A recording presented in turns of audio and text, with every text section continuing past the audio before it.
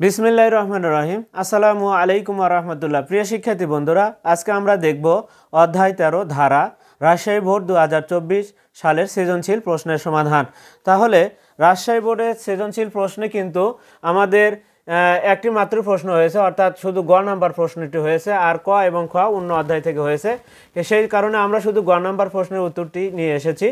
এখন আমাদের এখানে দেওয়া আছে একটি গুণোত্তর ধারা, উদ্দীপক দেওয়া আছে একটি গুণোত্তর ধারার প্রথম n সংখ্যক পদের সমষ্টি 2n-4।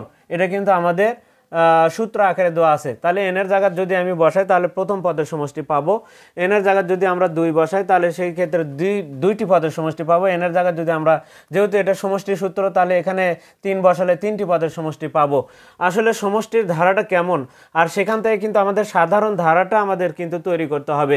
এখন আসি সমষ্টির ধারাটা দেখে নিই একটু। দেখো, কোনো একটা যদি গুণোত্তর ধারা হয় তাহলে সেটা কেমন হবে আমি যদি একটু দেখি। দেখো 3 এর পরে কত, আমি যদি এই সংখ্যাকে 3 দ্বারা গুণ করি বা 2 দ্বারা গুণ করি, একই হারে গুণ বৃদ্ধি পেতে থাকবে। তাহলে 3 এর পরে আমি যদি 9 লিখি, তার মানে বুঝতে হবে যে এখানে 3 দ্বারা গুণ হচ্ছে। তাহলে 3 এর পরে 9, তাহলে 9 এর পরে কত হবে? 27 হবে। 27 এর পরে কত হবে? এই 27কে আবার 3 দ্বারা গুণ করলে 81 হবে। তাই আমি মোটামুটি এই 3টি পদ লিখলাম বা 4টি পদ লিখলাম, লিখে আমি ডট ডট দিলাম, আরও লেখা যাবে। বা আরেকটা যদি লিখি তাহলে 3 একে 3, 3 8টা 24, 243 হবে। আমি জাস্ট এই 1 2 3 4 5টা লিখলাম। এটা কিন্তু একটা গুণোত্তর ধারা, এটা একটা গুণোত্তর সাধারণ ধারা। কিন্তু সমষ্টির ধারাটা কেমন হবে? দেখো, প্রথম পদের সমষ্টি, তাহলে প্রথম ক্ষেত্রে তো 3 এর সাথে যোগ হওয়ার সামনে কিছুই নাই, তাহলে 3ই হবে। তারপরে দ্বিতীয় পদের সমষ্টি মানে দুইটি পদের সমষ্টি কেমন হবে? তাহলে সমষ্টির সূত্রটা দেখো এরকম আকারের হবে। তাহলে 9 আর 3 কত হয়? 12 হবে। তাহলে 12 হবে। দেখো এই তারপরে কত হবে? দেখো 12-র সাথে এখানে যদি আমরা 7 আর যোগ করি তাহলে কত হয়? তাহলে দেখো 3টি পদের সমষ্টি, তাহলে 3 আর 9 3 12 আর 27, 12 আর 27 কত হয়? 9 39 হবে। তারপরে 3টি পদের সমষ্টি হলো। এবার যদি বলে 4টি পদের সমষ্টি, তাহলে এই 39-এর সাথে 81 যোগ হয়ে পরের পদ হবে। তাহলে 10 হাত থেকে 1, 8 আর 3 11, 1 12, 120 হবে। তারপরে কি হচ্ছে? দেখো এই 120-এর সাথে 5টি পদের সমষ্টি কেমন হবে? অর্থাৎ তাহলে 5টি পদের সমষ্টি এর সাথে 243 যোগ হবে, তাহলে 3 4 2 6, 363 হবে। তাহলে এটা যেটা পেলাম, এটা কিন্তু আমাদের সমষ্টির ধারা, আর এটা কিন্তু আমাদের এই গুণোত্তর ধারা, সাধারণ ধারা। তাহলে এখানে দেখো সমষ্টি আকারে পাচ্ছি। এখন এখান থেকে আমরা যদি, তাহলে এখানে ধরো আমরা যেহেতু এই সূত্রতে যদি আমরা 1 2 3 বসাই, তাহলে সেই ক্ষেত্রে কিন্তু এরকম ধারাটা পাবো, অর্থাৎ সমষ্টির ধারা পাবো। এখান থেকে আমরা ধরো এখানে কত ছিল আমরা জাস্ট এখানে লিখে রাখবো। তাহলে কত ছিল আমাদের? 3 আমরা এটা আগে, এখন আসি 3 এর পরে কত ছিল লিখছিলাম আমরা? 9 এর পরে কত ছিল? 9 এর পরে কত ছিল? 27 ছিল। দেখি এখন এটার থেকে আমাদের এই ধারাটা তৈরি হয় কিনা, কিভাবে আমরা পেতে পারি। যেহেতু এটা সমষ্টির ধারা, এখান থেকে আমাদের সাধারণ ধারাটা তৈরি করতে হবে। তাহলে কিভাবে পেতে পারি? তাহলে 12 থেকে আমরা যদি দেখো 12 বিয়োগ 3, আমরা যদি প্রথম পদটা কিন্তু যা তাই হবে, গুণোত্তর ধারাই বলি না কেন আর সমান্তর ধারাই বলি না কেন, প্রথম পদের কোনো পরিবর্তন হয় না, প্রথম পদই থাকবে। দ্বিতীয় পদ কত হবে? যেহেতু এটা সমষ্টির ধারা, দেখো এই 12 থেকে 3 বিয়োগ করলে, দেখো 12 থেকে 3 বিয়োগ করলে কিন্তু 9 হয়। এবার আসি 39 থেকে, আমরা দেখো 9 পেলাম। এবার 39 থেকে 27, অর্থাৎ এই পদ থেকে তার আগের পদ বিয়োগ করলে কিন্তু দেখো এই আমাদের যে ধারাটা উপরে লেখা ছিল সেই ধারাটা তৈরি হচ্ছে। তাহলে এটা সমষ্টির ধারা। এখান থেকে যদি আমি সাধারণ ধারা তৈরি করতে চাই, তাহলে প্রথমটা ঠিকই থাকবে, দ্বিতীয়টার থেকে প্রথমটা বাদ দিলে দ্বিতীয় পদ পাবো। তৃতীয় থেকে দ্বিতীয় পদ বিয়োগ করলে, দেখো 39-এর মধ্যে থেকে 12 বিয়োগ করলে কত হয়? দেখো 2 7 হলে তাহলে 27 হচ্ছে। তারপরে 120 থেকে 39 বিয়োগ করে, দেখো 9 10 হবে, 1 হলে 3 আছে, 4 আছে, কত হলে? 12 হবে। 8 হলে হাত থেকে 1, তাহলে 81। প্রিয় শিক্ষার্থীরা, এরপর এটা থেকে এটা বিয়োগ করলে দেখবে 243 হচ্ছে। তার মানে কি আমাদের এটা হচ্ছে তাহলে গুণোত্তর ধারা। তাহলে সমষ্টির ধারা থেকে আমাদের বিয়োগ করলে কিন্তু আমাদের দ্বিতীয় পদ থেকে প্রথম পদ বিয়োগ করলে কিন্তু আমাদের দ্বিতীয় পদ, এরকমভাবে তাহলে আমরা সাধারণ ধারাটা পেয়ে যাব। ঠিক তেমনি আমাদের এখন তাহলে গ নাম্বার দিয়ে আমরা প্রথমে লিখবো, দেওয়া আছে, আমি কিন্তু তোমাদের ওখানে বুঝে দিলাম দেওয়া আছে। এখন দেওয়া আছে কি লিখবো? দেখো প্রথম n সংখ্যক পদের সমষ্টি, প্রথম n সংখ্যক পদের সমষ্টি যা আছে তাই লিখবো। সংখ্যক পদের সমষ্টি, n সংখ্যক পদের সমষ্টি কি? 2 এর উপরে n + 2 মাইনাস কিন্তু 4।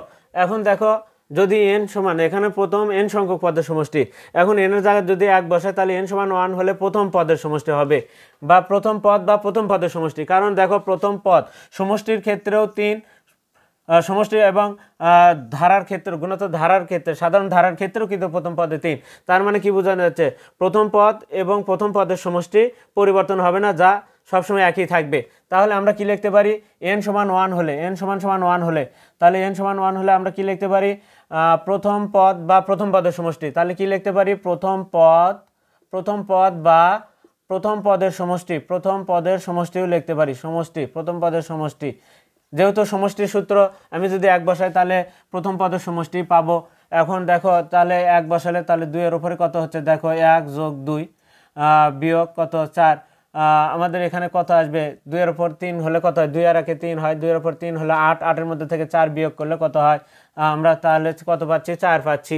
তাহলে এবার আসি n সমান, এবার কিন্তু আর দ্বিতীয় পদ হবে না, এটা কিন্তু ভিন্ন ছিল। দেখো এবার 2 হলে এবার কি বলবো, দ্বিতীয় পদের সমষ্টি হবে, দ্বিতীয় পদের সমষ্টি হবে, সমষ্টি কি হবে, 2 এর উপরে 2 যোগ 2, অর্থাৎ n এর জায়গাতে এখন আমরা 2 বসালাম, তারপরে বিয়োগ 4, 2 এর পাওয়ার কত হচ্ছে 4, মানে কি 16, 16 থেকে 4 বাদ দিলে কত হয়, 12 হয়।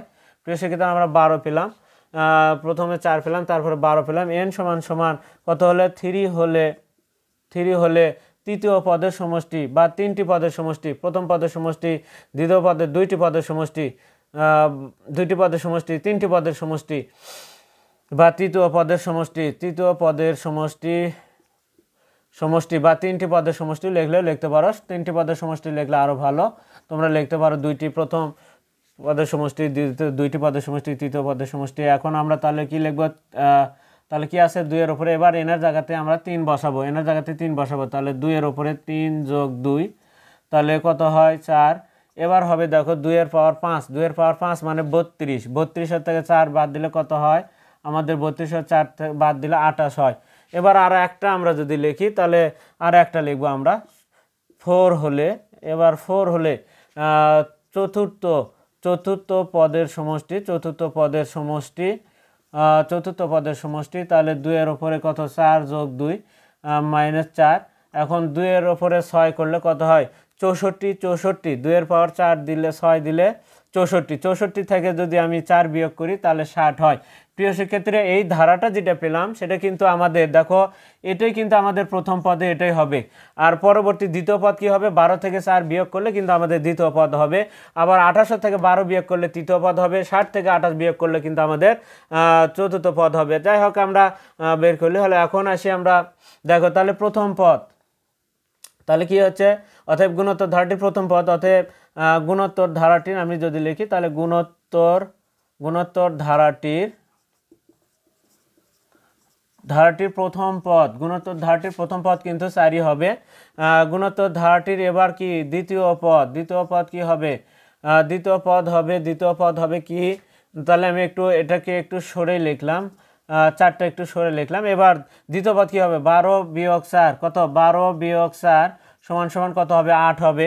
এবার গুণোত্তর ধারাটির তৃতীয় পদ কত হবে, তৃতীয় পদ তাহলে কত হবে, 28 বিয়োগ 12, 28 বিয়োগ কত 12, তাহলে 28 থেকে 12 বাদ দিলে হয় 16। তারপরে গুণোত্তর ধারাটির এবার চতুর্থ পদ, 3টা লিখলে হয়, আমি কিন্তু তোমাদেরকে এখানে 4টি পদ দেখাচ্ছি, 3টা লিখলে হবে। তাহলে 60 বিয়োগ কত, 28, আমরা পরবর্তী পদ পাচ্ছি, তাহলে 28 বাদ দিলে 28 কত, 10 হবে, 2 হলে 3 আছে কত, তাহলে 32। দেখো এই যে 4 তার 16, 4 ডাবল আকারে বৃদ্ধি পাচ্ছে, 4-এর ডাবল কত, তাহলে 2 দ্বারা গুণ হচ্ছে, তাহলে নির্ণয় ধারা, অতএব নির্ণয় ধারাটি কি হবে, নির্ণয় ধারাটি দেখো 4 যোগ 8 যোগ কত 16 যোগ কত 32, তাহলে এটাকে আমরা গুণোত্তর ধারা বলবো। কেমন করে দেখো তো, 4-এর ডাবল, কিন্তু প্রথম যখন আমরা পাইছিলাম তখন 4-এর সাথে কত গুণ, এখানে যদি দেখি 3 গুণ হলে 12 হয়, কিন্তু 12-র সাথে 3 গুণ করলে 36 হয়, যা এখানে হয় নাই। একই হারে যদি বৃদ্ধি পায় একই হারে, অর্থাৎ একই সংখ্যা দ্বারা প্রত্যেকটি পদে গুণ হবে। যেমন এখানে দেখো, এখন দেখো এটা একটা গুণোত্তর ধারা তৈরি হয়েছে। দেখো 4-এর সাথে 2 গুণ করলে 8 হয়, 8-এর সাথে কিন্তু 2 গুণ করলে পরের পদ পাবো, 16-র সাথে আবার 2 গুণ করলে কিন্তু পরের পদ পাওয়া যাবে, তারপরে 64 হবে। তাহলে এটাই কিন্তু আমাদের কি রাজশাহী বোর্ড 24 সালের, রাজশাহী বোর্ড 24 সালের সৃজনশীল প্রশ্নের গ নাম্বার প্রশ্নের সমাধান। এর পরবর্তীতে আমরা অন্য বোর্ডের প্রশ্নগুলোর সমাধান নিয়ে তোমাদের সামনে আবারও উপস্থিত হব। আর ততক্ষণ পর্যন্ত কিন্তু তোমরা অবশ্যই আমাদের পাশে থাকবে এবং চ্যানেলটিতে যারা নতুন তারা অবশ্যই চ্যানেলটিকে সাবস্ক্রাইব করবে এবং ফেসবুকে যারা আছো তারা ফলো দিবে এবং বেশি বেশি করে তোমরা লাইক, কমেন্ট এবং শেয়ার করবে। আজকে এ পর্যন্তই, খোদা হাফেজ।